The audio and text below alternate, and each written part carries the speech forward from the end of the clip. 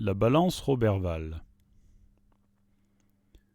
La balance Roberval à 2 fléaux est un instrument de pesage qui doit son nom à son inventeur, Gilles Persson de Roberval, mathématicien et physicien français, né en 1602, connu sous le nom de Roberval car il était originaire de Roberval dans l'Oise. Gilles Persson a eu l'ingénieuse idée de placer les plateaux au-dessus du fléau, alors que traditionnellement ils étaient suspendus en dessous du fléau.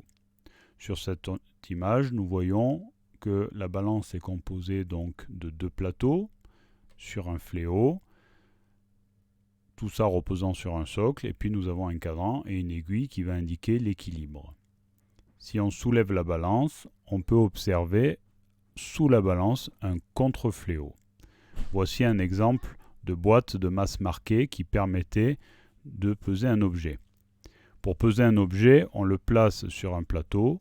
Ensuite, on ajoute des masses marquées à l'autre plateau jusqu'à ce que les 2 plateaux soient en équilibre. La masse de l'objet à peser est alors égale au total des masses marquées, mais voyons ceci en vidéo. Avant que les balances numériques n'existent, lorsque l'on voulait réaliser la mesure d'une masse, il existait plusieurs types de balances, dont celle-là qu'on appelle la balance de Roberval, qui vient du nom de son inventeur.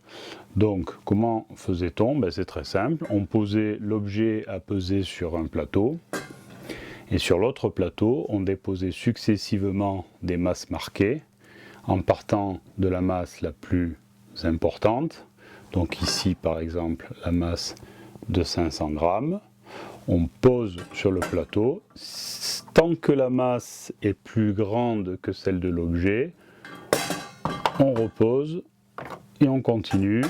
Donc 200 grammes c'est trop grand, 100 grammes c'est trop grand, 50 grammes c'est encore trop grand, 20 grammes.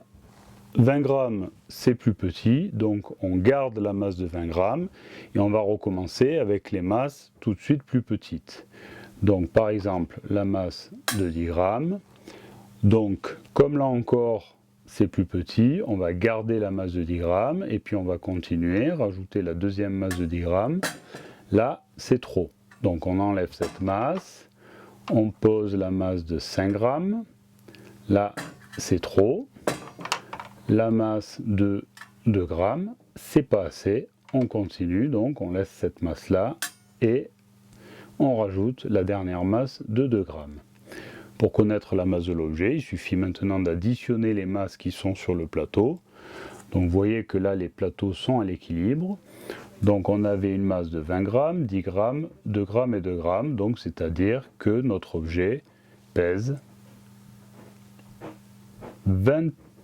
34 grammes. Voilà. Évidemment, on peut vérifier avec une balance numérique.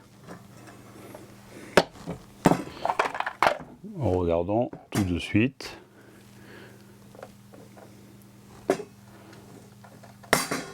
Donc on allume la balance. On pose l'objet. Et on trouve ici 33,7 grammes. Alors évidemment, cette mesure est plus précise. Avec une balance de Roberval, on arrivait à obtenir une mesure à 1 gramme près, alors que ces balances numériques, celle-là par exemple, est précise à 0,1 gramme près.